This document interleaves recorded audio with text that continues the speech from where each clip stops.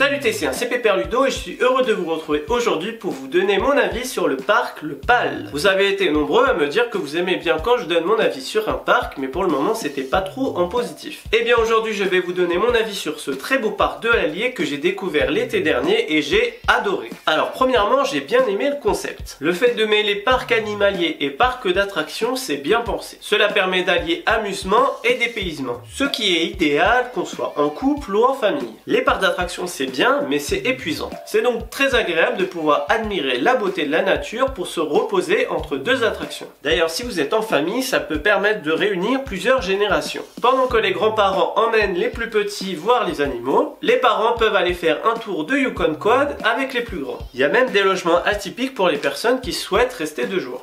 Second point qui m'a marqué, c'est la thématisation, ou du moins l'immersion. Le côté nature correspond parfaitement avec le concept. Il y a beaucoup de verdure, d'ombre, ce qui est très appréciable par forte chaleur. Juste pour info, il y a 1500 espèces végétales dans le parc. Quant à la thématisation, c'est pas la plus folle que j'ai pu voir, mais par rapport aux moyens, elle est plutôt soignée. Et ce qui m'a beaucoup marqué, c'est qu'il n'y a pas un seul bout de zone technique qui dépasse. Et pourtant, j'ai cherché. Bref, le parc est beau, c'est très agréable. Parlons maintenant des attractions. Bah oui, c'est un peu ce qui nous fait venir, hein. Elles sont au nombre de 29, ce qui est un nombre correct pour se divertir lors de la journée. Et il y a de tout. Il y en a pour les petits, il y en a des intermédiaires, et il y a le Yukon Quad qui est un double launch coaster qui est vraiment top. Et ce qui est appréciable et qui rejoint l'un des points précédents, c'est que les attractions sont thématisées et plutôt bien. Bon, il y a quelques attractions un peu vieillottes, mais bon, ça reste un parc de 1973. Mais même si elles sont vieillottes, elles restent néanmoins entretenues, contrairement à certains grands parcs. Oui, car je vous l'ai pas dit, le Pal est un parc que je qualifierais de parc moyen car il avoisine les 30 €. Par contre, en termes de taille, il est assez balèze car il fait 50 hectares. Donc il est plus grand que le parc Astérix par exemple. Pour finir avec les attractions, le Pal va accueillir une nouvelle attraction, les ailes du Yukon.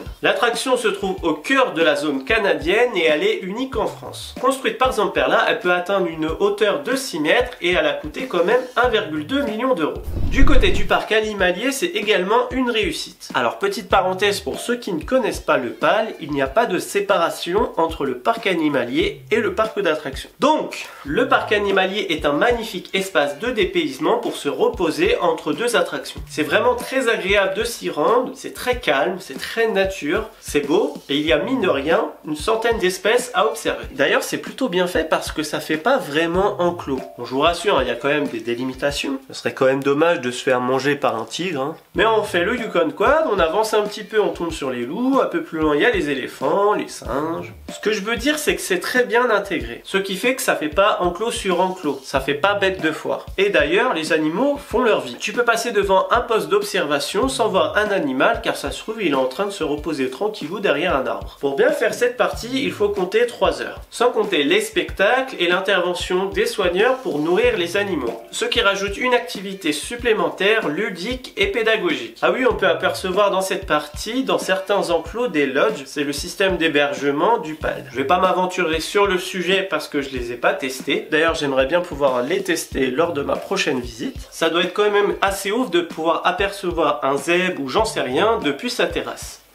C'est quoi j'en sais rien comme animal? T'es qui toi? Bon, par contre, faut s'y prendre à l'avance car il n'y a que 31 logements. Pour finir avec la partie animalière, j'ai envie de vous parler de la fondation Le Pal Nature. C'est toujours un sujet sensible, les animaux dans les enclos. On voit souvent des militants devant le parc Astérix pour dénoncer la maltraitance des dauphins. D'ailleurs, ils oublient toujours les otaries. Du coup, je vais pas trop m'étaler sur le sujet. Sachez que cette fondation a pour objectif d'agir pour la conservation de la biodiversité, et notamment des espèces animales sauvages menacées et de leur habitat partout dans le monde. On peut par exemple parrainer un animal pour apporter des fonds et montrer son soutien. Je compte d'ailleurs parrainer l'une des girafes que j'ai pu approcher lors du tournage de l'une des vidéos que j'ai faites qui montre le système de vie d'une girafe. Je vous invite d'ailleurs à la regarder car l'un des soigneurs parle justement de cette fondation. Le lien apparaît juste là. D'ailleurs, je vous ferai une vidéo une fois que j'aurai parrainé cette fameuse girafe.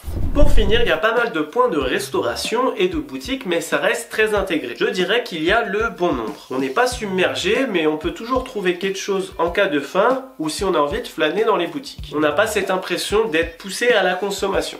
Pour finir, le PAL fait partie de mes parcs préférés. Alors c'est vrai que je l'ai fait qu'une seule fois, mais être aussi séduit dès la première visite, c'est assez rare. C'est le type de parc que j'apprécie car il se donne les moyens. Le parc se repose pas sur ses lauriers, c'est soigné, c'est propre, c'est beau et c'est dépaysant. Quand tu ressors du parc, tu ressors l'esprit léger. Bref, j'adore. Je vous invite d'ailleurs à regarder ma vidéo que j'ai fait sur le PAL qui s'affiche par ici. Voilà, cette vidéo se termine. J'espère qu'elle vous a plu et qu'elle vous a donné envie d'aller au PAL ou peut-être d'y retourner. Si vous avez aimé la vidéo, n'oubliez pas de la liker, ça fait toujours plaisir et ça fait vivre la chaîne. Si vous voulez que je donne mon avis sur un autre parc, dites-moi lequel dans les commentaires. Si t'es pas encore abonné, clique sur le bouton en bas, tu verras, c'est sympa ici, il y a une vidéo tous les lundis à 18 h.